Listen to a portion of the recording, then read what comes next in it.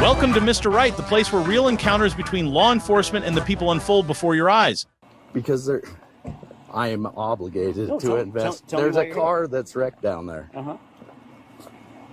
Yeah. And you have already talked to the guy and said that your son had run into his car. Yeah, and I gave him my insurance, and I gave him everything, and we already called and made an insurance report. State Farm's handling everything. Okay, and it's also over $1,500, so I need to it's going to be his car's totaled. Yeah. So he called you. That's what you. Yeah, that's all you needed to say. Hey. Yes, he called me. Yeah. See, this is the problem, and your guys' lack of training blows my mind. Okay. It blows my mind. Hey, Ted, I'm here. There was an accident. The person whose car Will you please not step up on me? No, I'm telling. I'm asking you not to. No. I'm telling you how you're supposed to do your job because you obviously don't know. Look, listen. Hey, Ted. The person that your son hit earlier has asked that I make a police report. I'm here to do that. Instead, you show up like you're an FBI agent doing some big secret thing. Like, who trained you? I want to know who trained you. Can I get your son's name? How old are you? Can I get your son's name? How old are you? Okay. How long have you been? How long have you been going to impede an investigation? Do you have a warrant to be here? I'm on public property right now. On August 3rd, 2025, in Smithfield, Utah, two officers from Smithfield Police Department, Officer Hansen and Officer McComb, arrived at the private residence of City Councilman Ted Stokes. The reason? A non-injury fender bender involving his son, which had already been reported to insurance. But what followed wasn't just routine paperwork. Instead, it escalated into a heated confrontation. Why did two officers show up at a peaceful home during a birthday party? Why wouldn't they simply explain their presence? And at what point does serving and protecting become intimidation? This video raises deep questions about the role of police, the boundaries of authority, and what citizens can do when those lines are crossed. Subscribe to Mr. Right, Refusal for Breakdowns of Your Rights, Real Encounters, and the Legal Power of Saying No. Special thanks to the original channel KSL News Utah for this critical footage. Follow them to see the full story.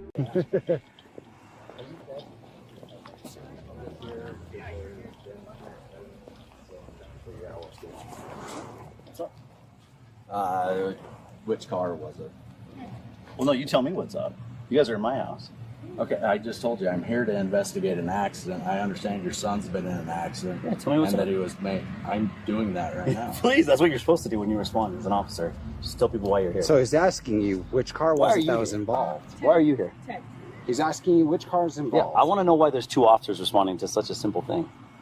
Because there can't be. We pay a lot of money for you guys in the city. Okay. And I decide whether the budget's good or not. And so I think you should go patrol Main Street, do your job, and I'll talk to him and I'll deal with this. Okay. Go patrol Main Street. I'm not dangerous. I'll talk to him. Look, guys, we pay so much money for this. Okay. Hey, look, I decide. Why don't you just hang out for a second? Go patrol Main Street. Make yourself useful. Come on, guys. Go patrol Main Street. Make yourself useful. Let's not waste taxpayer dollars. So, tell me what's going on. Come down here. I've got a family event going on. Okay, that's fair. I'm willing to do that. I want to know why you're even here. Because I am obligated to invest. There's a car that's wrecked down there. Uh-huh. Yeah. And you have already talked to the guy and said that your son had run into his car. Yeah, and I gave him my insurance, and I gave him everything, and we already called and made an insurance report. State Farm's handling everything. Okay, and it's also over $1,500, so I need to it's going to be his car's totaled. Yeah. So he called you. That's what you. Yeah, that's all you needed to say. Hey. Yes, he called me. Yeah. See, this is the problem, and your guys' lack of training blows my mind. Okay. It blows my mind. Hey, Ted, I'm here. There was an accident. The person whose car Will you please not step up on me? No, I'm telling. I'm asking you not to. No. I'm telling you how you're supposed to do your job because you obviously don't know.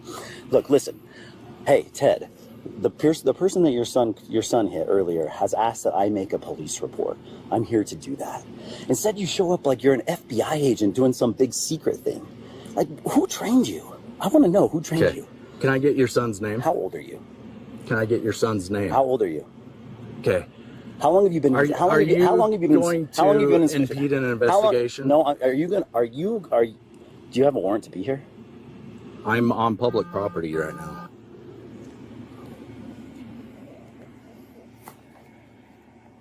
I'll cooperate with you, but you I'm trying to. No. You guys have got to learn how to do your job right. We are botching so many things in the city because of you guys. And you know that. You're aware of everything. And I'm aware of everything. Can and I you know get your that. son's name? You can step onto my property and I will talk to you if you will be reasonable. Let's start the conversation over. Let's do it. Please. Okay. Hi, my name is Hello? Ted Stokes. I am here because there was a complaint about your vehicle or your son hitting another vehicle, and the vehicle looks like it's totaled. And the person who made the complaint was the person who owned the car? Yes. Okay, cool. We already talked to him. I'm happy to help you out. Okay. Yeah. But we need your... 2 responding officers. Yes. For a non-moving vehicle incident. Yes. What's your son's date? His driver's license? Yeah, sure.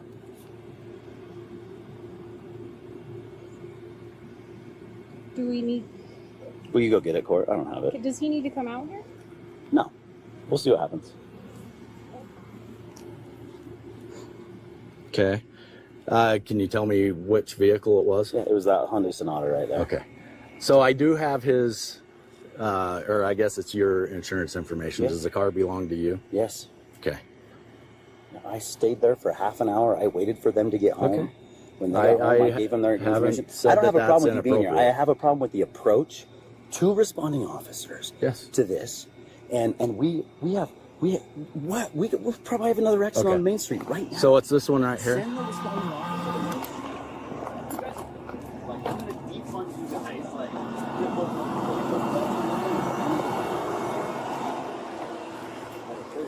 it's unbelievable. I can't believe that you guys are wasting. I can't believe you have him sitting there wasting tax dollars. Give me one good reason why he's there. Wasting tax dollars. I love that you want me to answer your questions, but you won't answer mine. He doesn't dispute fault. Like, it's his fault.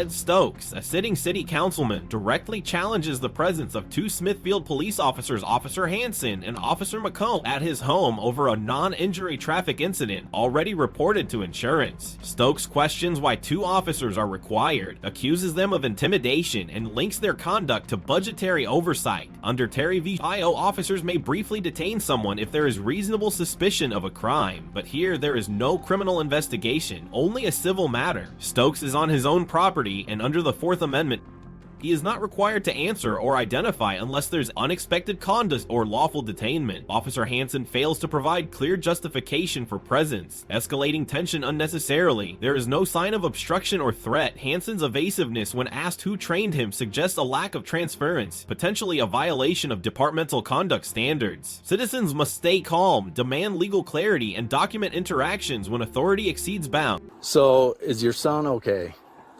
He might have broke his phone. Hey, Justin, Ted Stokes. Hey, I've got 2 police officers in my house. This is the most unbelievable thing I've ever seen. Tucker hit a non-moving car on a road. We gave the insurance. Cash, Bravo we 12. gave the Can I get a insurance to the 1027 guy. by number? Everything was good. I think he called to make a report just to make it fine. 2 officers show up at my house, walk up to my front door. 247 like 118 417. Don't tell me anything other than we're here to do an investigation. And the other officer's still sitting here as backup. Like, this is, Justin, I'm sorry, but... Sorry, like, 1099. this can't happen, man. Like, this other officer needs to leave and stop making this... Needs to go. Yes, correct. I'm trying to give a report to this. But he wouldn't even tell me. Like, it wasn't like, hey, Ted, we're here. It's Officer Hansen. I'm blown away by this. Justin, I promise you, I will do everything in my power as a city council member to make sure these guys are defunded. There will be 5 police officers in this town because this is unbelievable that this guy needs a backup officer to make sure I don't hurt him at my house for my son hitting a car non-moving. I waited a half an hour at the guy's house to give him his insurance policy. I'm fine with him making a police report. I'm blown away by the fact that right in the middle of my Sunday dinner, my daughter's birthday party, with five other cars here for guests. I've got 40 people at my house for a birthday party. So and I've got two officers at my house. And this guy's... Can I talk to your son? Who's the other officer? McComb. Yeah, I've got Hansen and McComb. This is unbelievable. Like, get on Main Street, the other officer, and go patrol. Instead, they're making sure City Councilman Stokes doesn't do something. Like, I don't know if this is retaliatory or what, because I didn't vote. Like, it better not be. I'm telling you, Justin. Like, this is over. Like, this is the last straw. I've got two officers out in front of my house with 40 people in my house celebrating a birthday party, and he couldn't even tell me why he was here other than he was to investigate a car accident that he acted like we had done a hit and run for. Like, that's how he approached me. He didn't say, hey, Ted, guess what? Like, some guy wants to make a report. We're here to do it. We understand you gave him your insurance information. Thanks for doing that, but we're obligated to make a report. I'm fine with that. You should have seen this guy approach. Actually, I'll send you the ring footage. You will be blown away by this. I don't know what to say, Justin, but this is the last straw. I know I've expressed my complaints, but this is it. This is the last straw. They're both here because he's afraid I'm going to jump him. I approached him to talk to me. He says, you need to back up off of me. Back up off of me. I'm like, I'm standing here talking to you with a Sharpie in my hand. You think I'm going to hurt you? These guys are so untrained, Justin. It blows my mind. I am done. Like, I don't know if there's a way to amend the budget now, but I want to amend it, and I'm going to call the other council members tonight. I'm going to tell them exactly what happened, and we are amending it. Like, we are going to 5 officers. This is it. We need 2 officers on duty in the morning. We need 2 officers on duty in the afternoon. We need 1 officer on duty at night. This is the most unbelievable thing I have ever seen. Tell me when you can talk in the morning. Go enjoy your Sabbath. I need to talk to you first thing in the morning. This is unbelievable. All right, well, let's talk about it in the morning. I'm sorry, Justin. Like, I know... Like, Justin, this is culminating. Like, I've got other stories I could tell you last week. An officer pulled someone over, in front of just in front of the intersection of Spring Creek Fitness, or what's it called, Summit Creek Fitness. The guy pulled over like right past the intersection. The guy was an idiot, right? He pulled over like 5 feet past the intersection. So our officer parked right in the middle of the intersection. And no one could make a left-hand turn or a right-hand turn or go straight through a Main Street intersection for like 30 minutes while this guy did his stop. What would you have done, Justin, if you were the officer in that situation? Tell me what you would have done. You would have got out of the car, you would have gone up and said, hey, can you pull 20 feet forward so I can pull in behind you? But no, the officer parked smack dab in the middle of the intersection and sat there and did his 20-minute stop. And I have pictures of it. I have videos. Like, Justin, we cannot fund this because it's not worth our money. These guys have no idea what they're doing. Oh, I'll take a picture. You can see both their trucks pulled up right here to handle this issue. I am done. Like, this is the last straw. It is the last straw. I am done with these guys. I'm embarrassed. I'm flat out embarrassed. I get a ticket 3 weeks ago for rolling through a stop sign at 7 a.m. And the officer says, sorry, I had to do it. Turns out, I find out, him and the chief are giving each other high fives the next Monday. Like, Justin, I've got 3 officers in the force who tell me everything. I know everything that's going on. Like, I am done with this. Like, it's done.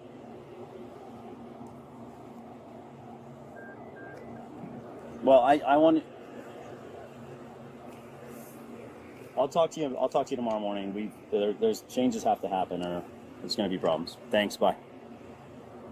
Okay. Councilman Ted Stokes calls Justin mid-incident, documenting what he views as an overreach by Officer Hansen and Officer McComb. This isn't a crime scene. No injury, no flight, no criminal suspicion. Yet 2 officers respond, uninvited, to private property without a warrant. Under the 4th Amendment, this constitutes a potential unreasonable search or seizure. Stokes cooperated fully, exchanged insurance, waited for the owner, and made the report. The officers' vague responses and refusal to clarify their purpose violate professional conduct and community policing standards. No snowball, no exigent circumstances, nothing justifies escalation or backup presence. Stokes claimed that this feels retaliatory, raises Section 1983 civil rights concerns. Citizens should document, demand badge numbers, and file formal complaints for perceived misconduct. Law enforcement must act with clear authority. Presence alone does not override constitutional protection. So does your son need medical attention? No, I think he was bleeding his nose pretty bad. We handled it, but like, you know, we're competent parents. If he needed medical attention, we would take care of it. But you think he might have broke it? I don't know. We're gonna go check it out tomorrow and see. Like, we would handle that, right? Tell me why you think I couldn't handle my son's medical attention. I think you can. Don't I? Isn't that my? You have a right. Isn't that my? It's not a right. It's my legal obligation. But it's your right to be able to. It's my right choose and whether my he's legal seen. obligation. So yeah. Okay. Can I talk to him? What do you need to talk to him for? Just to find out what I can tell you what everything that happened. He had he had stake youth council. He's on a youth council for the church. Okay. He pulled out of the stake center. They gave them muffins, chocolate muffins. You can see him on the front seat. They spilled. He set the muffin on the seat, and he was going to eat it when he got home because he's fasting, and we were going to eat dinner at 5. And he set it down, and the muffin fell down onto the carpet. You can see where the frosting like got on the carpet. He bent down to pick it up, which he shouldn't have done, and he set it back up on the seat. When he looked up, he'd kind of veered off. I get it. This guy. Yeah. I have a sister that years and years ago did almost the exact same thing. Bend over, grab the steering wheel, went across the road. Luckily, he went this way instead of into oncoming traffic. I'm grateful. Though no one was in the car. He's okay. He has a bloody nose. We'll look at it tomorrow and make sure it's not broken. Okay. Do you know if he was wearing his seatbelt? He was. Do you know how fast he was going? I don't think. I asked him. He said, "Dad, I pulled out of the thing, and I had let off the gas because I'm going downhill anyways." He turns left at that intersection. The car got pushed about 15 feet, 10 to 15 feet. He turns left right there, so he wouldn't be going too fast because he knows he's turning left right there. He should have turned left, but he bent over to get the muffin and hit it. Ted Stokes gives a full account of the crash. His son, distracted by a spilt muffin while fasting, momentarily lost control and hit a parked car. No criminal negligence is involved. This is a civil accident, not a crime. Despite this, Officer Hansen insists on questioning and asking to speak to the minor, which, under Fourth Amendment protections and parental rights, cannot occur without consent or a lawful basis. Courts have consistently ruled that minors have privacy protection, and parents can lawfully refuse officer access unless a criminal investigation with texting existing Stokes reaffirms their right to manage their child's medical needs, pushing back against the subtle implication of neglect. There is no basis for escalation or inquiry beyond what was already resolved privately. Citizens should remember, you are not legally obligated to surrender your child to questioning without a warrant or clear legal justification. Okay. At this point, I just need to fill out the witness or not the witness statement, but the accident exchange form. I mean, that way both of you have the exact same information. Sure. So that you can contact your insurance company. I already did. He can contact his. I gave him our insurance. I hope he did too. Okay. I don't have a problem with you making a report. It's 2 officers and it's the approach. Blows my mind, man. Okay. Can we just? I don't feel like I. Yeah, no, you need to. Anything. You need to handle that better. You need to say, "Hey, I heard your son was in an accident. Someone asked me to come make a report," and I would say, "Oh, was it the guy who got hit?" Instead, you come up to me like you're doing an FBI and get I'm investigation. not getting into that No, because I tried Officer to be Hansen, friendly. You need to. I tried to be friendly the entire time. No.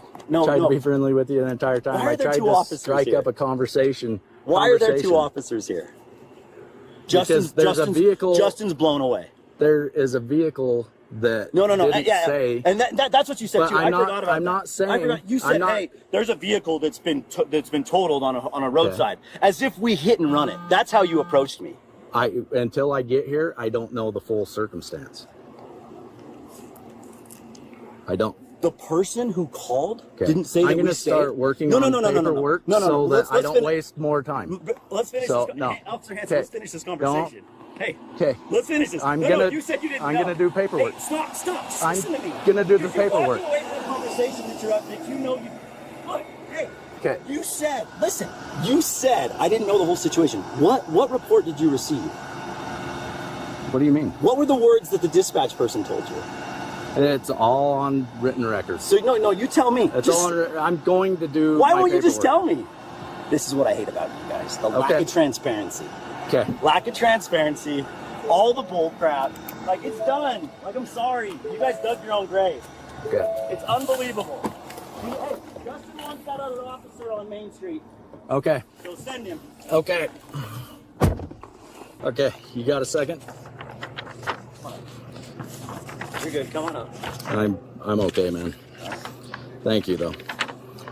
So this is the accident exchange form. It has the case number. It also has both of your insurance information that's on there. Some of it looks like I haven't put it in, but it's redacted. I understand. So that, I don't need his. Yeah. We're good. so what you'll need to do, like it sounds like you've already done it, contacted your insurance company. That's what they'd be looking for. Cool. Do you have any questions? No. Okay. Do you want to fill out a witness statement or anything, or does your son? No, we're good. It's his fault. Okay. We didn't. That's why we waited for 30 minutes for them to get home. That's why we Appreciate gave that. it to him. That's why we took care of it. I expected that someone might show up to just make a police report because sometimes the insurances want that. I just expected it. I didn't expect 2 officers. I didn't expect that approach. Yeah, I had a second officer follow me up here. It's unfortunate. And so, anyway, have a better day. See ya. Now I'd like Ted Stokes continues criticizing the conduct of Officer Hansen during the final interaction, citing a pattern of vague communication and lack of transparency. Under the First Amendment, citizens have the right to question public officials. Stokes repeatedly demands to know what the dispatcher actually said, a fair request under Garrity v. New Jersey, which protects public employees from hiding behind vague authority during interaction. Hansen's refusal to clearly explain the original call raises issues under police accountability statutes and erodes public trust. Meanwhile, the situation was never criminal. It was an accident fully handled civilly, as Stokes reiterates. The officer's vague answers and defensive behavior reinforce a common civil rights issue: over-response by law enforcement to non-criminal matters. Citizens must remain calm, assert their right to information, and document ambiguity. Officers are obligated to explain their lawful purpose when entering private property or engaging in investigatory contact. Officer Hansen's conduct earns a C-section while he remained calm. He failed to clearly articulate his authority, deflected valid questions, and allowed unnecessary escalation in a non-criminal matter. Officer McComb remained passive, earning a B for not inflaming the situation but offering no clarity either. Councilman Ted Stokes gets a C, emotionally reactive and confrontational, yet legally aware and assertive of his right. This case reinforces key constitutional protections. The Fourth Amendment limits warrantless presence on private property, and First Amendment protects citizens questioning public officials. There was no threat, no crime, just a civil accident already resolved. If confronted by officers at your home, ask, "Am I being detained? Do you have a warrant?" Always stay calm, record and request badge numbers. Follow Mr. Wright to eRefusal for practical legal analysis. And thanks to KSL News Utah for the original footage. Support and subscribe to both channels to stay informed and empowered.